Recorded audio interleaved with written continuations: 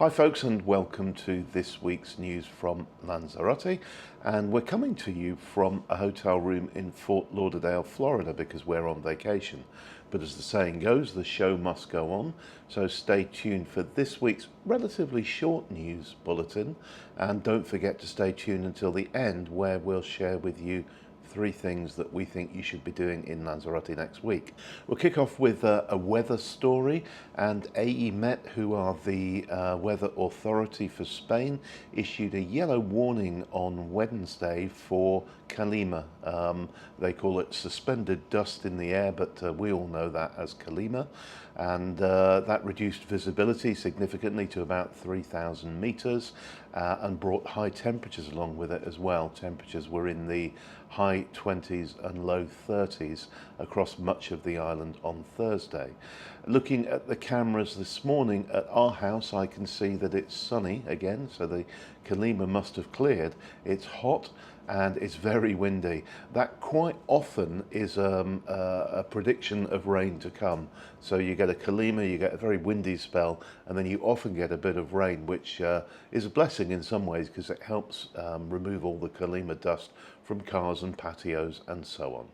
Now, the clothing company Gap will be opening a store in Lanzarote. Well, I say the clothing company Gap, it actually isn't them who are opening it. It's Fundgrube, who you may well know as one of the biggest retailers of perfumes, sunglasses, clothing and various other things across the Canary Islands. Well, they're opening a Gap-only store in the Soco shopping centre in Puerto del Carmen. That's down the far end of the strip in the sort of area of the Hotel Farallones.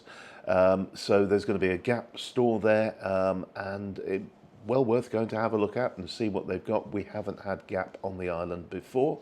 Plenty of parking there if you're visiting from other resorts. There's a big multi-storey car park with free car charges if you're driving an electric hire car. Now, interesting story from Aria this week, which is the municipality that we live in. They have had a plan for years, a building plan that limits building properties to plots of at least 1,000 square meters. And at a stroke, they've halved that, so you can now build on urban land in the municipality of Aria, which of course includes Punta Mujeres and Arrieta and Ursula. And this has been done quite deliberately to enable families to split off their plots so that their kids can build houses or have houses built for them to live on. So it's a bit of a response to the housing shortage that we have currently. And I think I hope it works out. It proves to be a great idea because the danger, of course, is that people will hive off parts of their plots and just build like Airbnb apartments at the bottom of the garden. But hopefully this will encourage people to build additional houses on the larger plots. And there are plenty of places in the municipality with plots of 3, 4, 5,000 square meters. So you don't, unless you're farming, you don't really need that amount of land on your property. So I think it's a good move, and we'll be interested. We'll keep you up to date with what goes on and whether it's been effective or not. You know, the road that runs between Puerto del Carmen and Puerto Calero, it's the LZ506. And if you've driven along that in the last year or two, you'll probably agree with me that it's really rough. I mean, the road is just quite undulating and some of the tarmac is starting to go away. The good news is that it's going to be resurfaced towards the end of this year, and the press release said strengthened. I don't really know what the strengthened part means, but it's certainly going to get a new top coat of tarmac, and that should happen in December or January, I gather. They're hoping it's going to be done before the end of the year, during December. That is going to cause a bit of disruption because the only other way into Puerto Calero from Puerto del Carmen is then quite a long loop up towards Macha and back down past the college. So the Cabildo are promising that there will be the minimum amount of disruption. So maybe they'll keep a lane open on that road for a short time.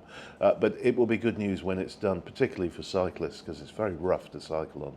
Now, you'll know from news everywhere, really, that there was another protest march in Puerto del Carmen which took place last Sunday.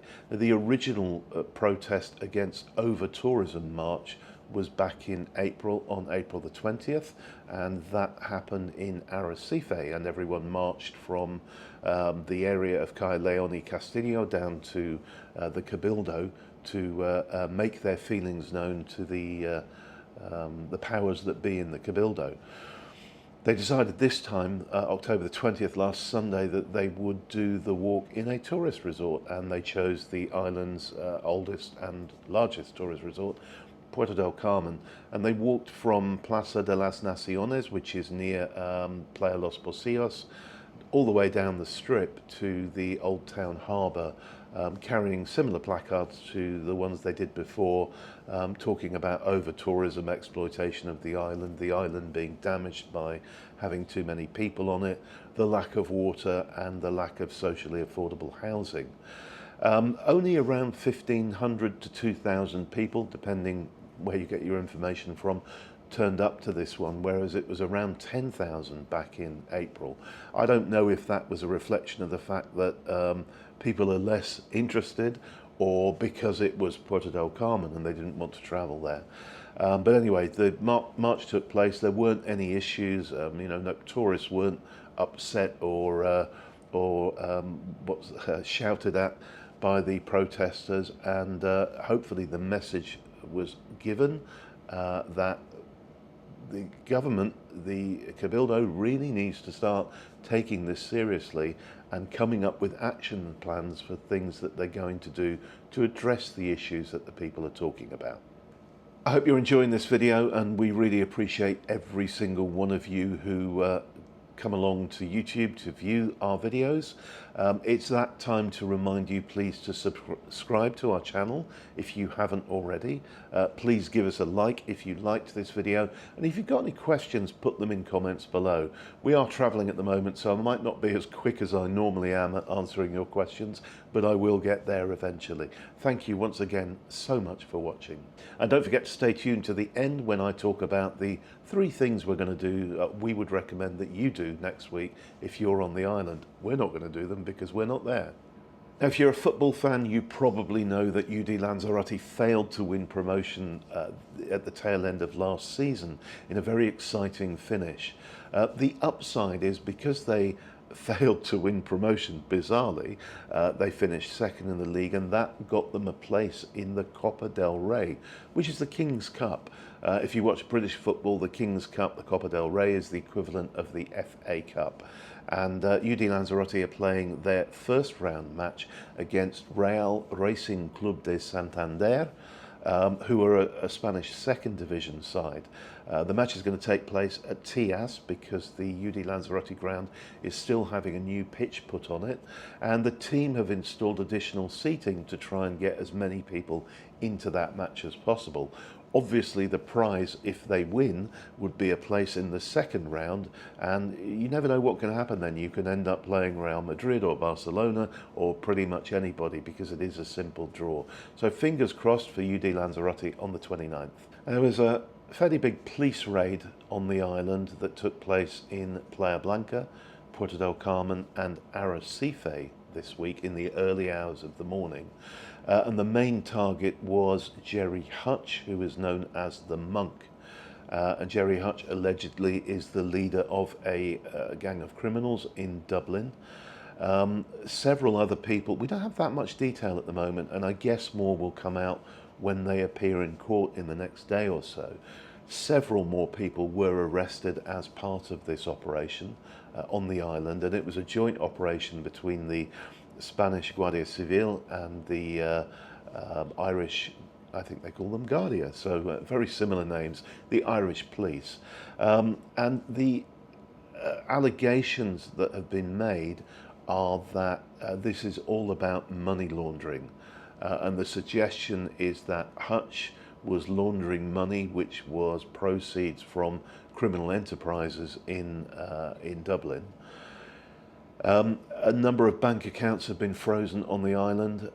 It's alleged that Hutch bought a number of properties on the island as well, using the proceeds from crime, and also invested in businesses in Lanzarote. So fairly sketchy news at the moment. What we do know is that he has been arrested, he's in custody.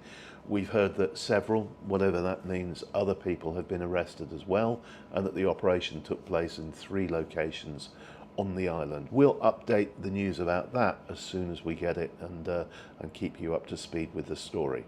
And finally, and I really like this, the Cabildo have put together a significant sum of money in order to put Christmas lights on all of the roundabouts on the island. Now, most municipalities have kind of one pet roundabout that they light up. In Aria, it's the one at Arieta. In Tinajo, it's the one at the end of Tinajo. And I think what the Cabildo are doing are picking up the slack on that, so that any roundabouts where the municipalities don't put Christmas lights up, they're going to have some created and put on those roundabouts as well. So pretty much wherever you travel over the Christmas period on the island, you will see a little bit of Christmas. So what are 3 things you can be doing next week on the island? Well, obviously it's Halloween. And we've had a conversation about this, Julie and I, recently, that when we first moved to the island nearly 25 years ago, Halloween just didn't exist. It was thought of very much as an American thing, and the kids didn't do Halloween here. And there weren't events for adults to go to, but that's all changed dramatically now, and there's loads of stuff going on this Halloween. And the way we communicate information about Halloween is via our Facebook page. So if you go along to Facebook, search for Lanzarote information, like and follow our page. This sounds quite convoluted, but you'll get used to it. Go to photos and then albums, and you will see there is an album of all the Halloween events on the island we know about. And the reason we do that is it's just so much easier to put everyone's posters and information into a Facebook album than it is to write everything out. You'll also see albums there for example, Christmas meals. If you're on the island over Christmas and you fancy Christmas meal somewhere, all of the restaurants send us their signage that we can put onto the Facebook page. So just a reminder, if you're here, you want to do a Halloween event, go to the Lanzarote Information Facebook page, photos, albums, and then Halloween events album. Now, the other thing I'd be doing if I was on the island is to go and watch the football match that we referenced earlier in the news bulletin. That's UD Lanzarote playing in the Copa del Rey at Tias. Now, it's an all-ticket event, so if you search for UD Lanzarote tickets on Google, that will take you to a website run by a good friend of mine called mercancialanzarote.com. And Ian is one of the directors of UD Lanzarote. He's got the latest information on his website, and if tickets are still available, he'll happily arrange them for you. And finally, are you an opera fan?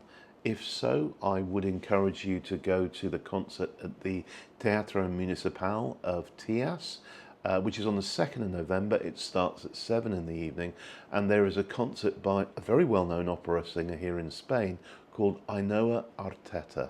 And that takes place, as I say, 2nd of November at 7 p.m. at the Municipal Theatre in Tias. So those are the 3 events that I would be doing if I was on the island next week. I hope you've enjoyed that. Thank you so much for watching, and apologies for the slightly weird setting this time, and for the fact that I'm a little bit bleary-eyed and off the pace because of a combination of jet lag and the time I'm actually having to shoot this to get it live for you. But I hope you'll forgive me, and things should be back to normal fairly soon. Thanks everyone, bye for now.